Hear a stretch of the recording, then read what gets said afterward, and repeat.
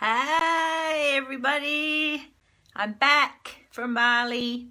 Yeah, good to be here. Just might give it a couple of minutes, might see how I've got this new office at the moment, and there's a pink wall just in front of me. I'll see if I can show you. No, I don't think I can show you it, but I think it's making my face pink, but maybe not. Anyway, how's it going, everybody? I'm Jen, and I am passionate about using brain science and my psychology degree to help women fill their own cup first in order to be better mothers, sisters, friends, partners, whatever it is that they are hoping to achieve. I'm just going to see if I can know how to do these, see these comments, whatever. I'm also the host of the free Facebook group Highly Sensitive Extroverts with Jen T. So if you are what they call, or what they term in psychology, a HSP or highly sensitive person, and you're an extrovert, or maybe some people feel like the term introverted extrovert is quite a good explanation. So for example, if you don't feel like if you know you're an extrovert, but you feel like you don't 100% fit the extrovert mold, because that's what I always felt, then perhaps you're a highly sensitive extrovert. And if that's the case, then you are truly unique, just like me, which is my new thing that I say every week. I've got to come up with a different line, I think. But the reason I say that is because most HSPs, or highly sensitive people, are introverts. So for those of us who are highly sensitive and extroverts, we truly are quite unique, because we only make up about 6% of the entire population of the world. And because of that, we have different struggles and different challenges. So that's why I created the group Highly Sensitive Extroverts, to help people like us. I also want to draw your attention to the free guide I created, Feel Fantastic in 3 Simple Steps. The link to download that free guide is in the post attached to this video. Okay, so let's get started. Today's topic is about saying goodbye to our mountains. And what I mean by mountains are the things that are stopping us from living our ideal life. So the last few videos I've done have digressed a little from my Create Your Ideal Life series, but I've gone back to that in today's topic. So I'm doing a series basically in these weekly lives that just cover all these sorts of topics that relate to living your ideal life. So today is saying goodbye to mountains.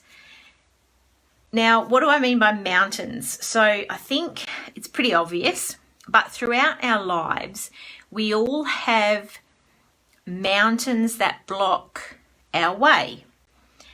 And your mountain is the problem or the issue that seems the biggest and the most overwhelming, and is actually stopping you from living your ideal life. So it could be an addiction, it could be a relationship, it could be the perceived lack of money, it could be an unfortunate childhood. There are a whole range of different mountains that we come across in life. Now, one from my life, I remember a particularly painful breakup when I was in my early 30s, and it was a guy that I thought might have been my person. And after we broke up, my mountain became, I will never meet my person, I'll be alone forever. And that became this huge obstacle and this huge mountain in my life. Now, the interesting thing about mountains is they are very they're common in some ways in terms of there are common themes of mountains, but they're very individual things in terms of the fact that one person's mountain could be easily climbed by another person, but then that same person might get defeated by a mountain that looks like it's only half the size. So if you feel, just listening to this so far, that there is a mountain in your way, there is something that is stopping you from living your life, your ideal life, even if you don't know exactly what it is yet, then please comment no more mountain climbing. Whether you're watching this live or whether you're watching the replay, then please comment no more mountain climbing if you can relate to what I'm talking about. Now, the problem with mountains is they take all our focus. They become the primary thing in our life. We talk about it all the time. We look at the mountain all the time. We think about the mountain all the time. And basically we can't see past it. It is figuratively blocking our ability to see and therefore live our ideal life. So I can hear you asking the question, okay, that's all well and good. I've got this mountain. I've figured out I've got a mountain in my way. But how do we climb the mountain? I can hear you asking. The simple solution is we don't. So the first step in saying goodbye to our mountain is recognizing it's there and what it is, more importantly. The second step, and this is an interesting one, is surrender. Now, what this means is if you believe in a personal God, let him or her take it on for you. So essentially, turn the mountain over to your personal God. If you don't believe in God, you can work with the concept of the universe. That's what I believe in. Or you can just work with the concept of handing your mountain over to the process of life itself.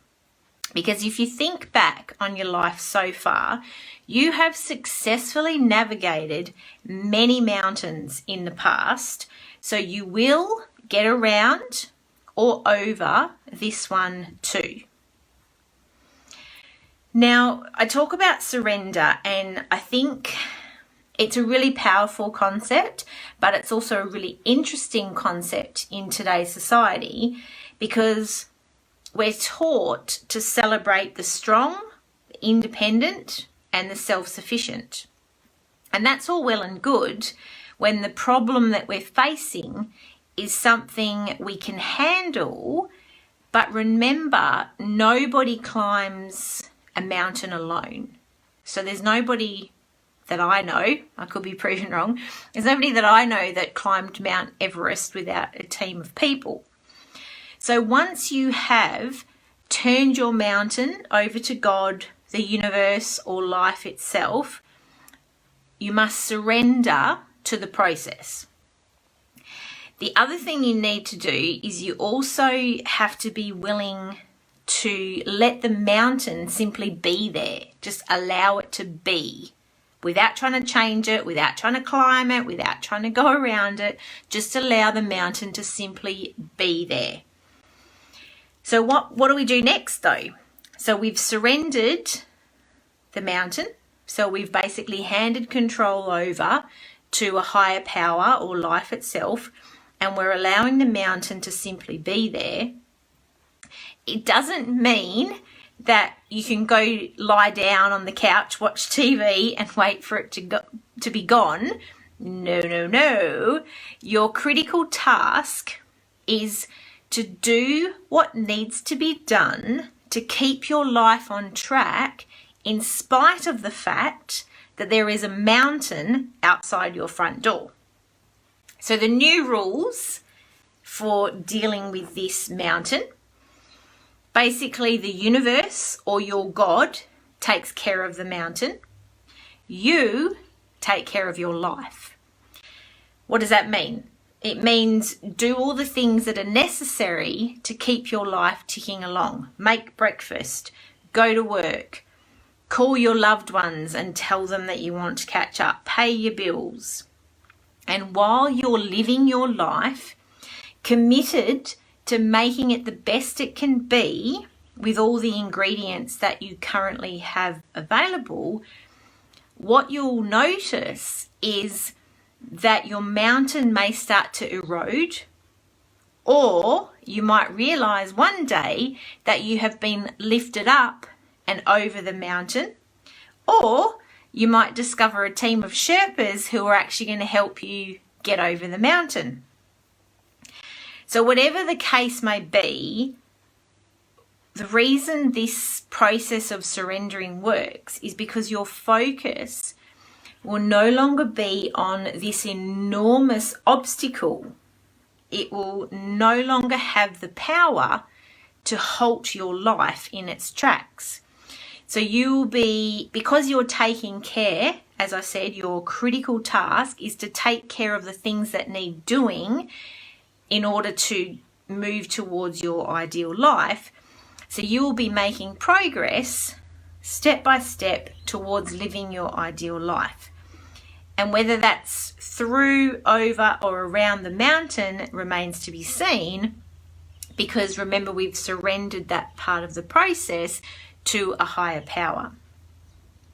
Now, your challenge, as I try and do at the end of each of these videos, is to give you a challenge to help implement some of the things that I've been talking about. Obviously, step one of your challenge this week is to identify your mountain. Now, it might be pretty obvious to you already based on just what we've been talking about, or you might need to let your subconscious just sit with it for a few days and it will provide you with the answer.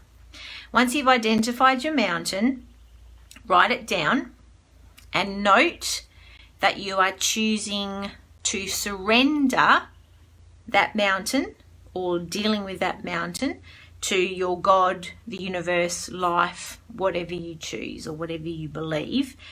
And the last step of the process is to write a list of things that you're going to focus on instead of your mountain. So for example, what are you going to do instead of, because thinking back to our mountain took all of our focus. So everything we talked about, everything we think about, everything we focus on was our mountain. So if we move that out of the way because we've surrendered that mountain to a higher power, what are we going to do instead? So what are those aspects of life that we're going to focus on instead of our mountain? So what are we going to do and what are we going to think about instead that will help you move towards living your ideal life? That's the end of the challenge. I'll just recap. So first of all, identifying your mountain, write it down and committing and choosing to surrender that mountain. And last of all, write a list of things that you are going to do and focus on instead of the mountain. So lastly, before we finish up, please share in the group what your mountain is and what you are going to focus on doing instead to take care of your life. I look forward to hearing more from you all. And don't forget to download your free guide, 3 Simple Steps to Feel Fantastic. The link is in the post attached to this video. So I'll see you in the group or next time, next week, same time, same place right here. Ciao for now. Have a great week, everyone. Bye.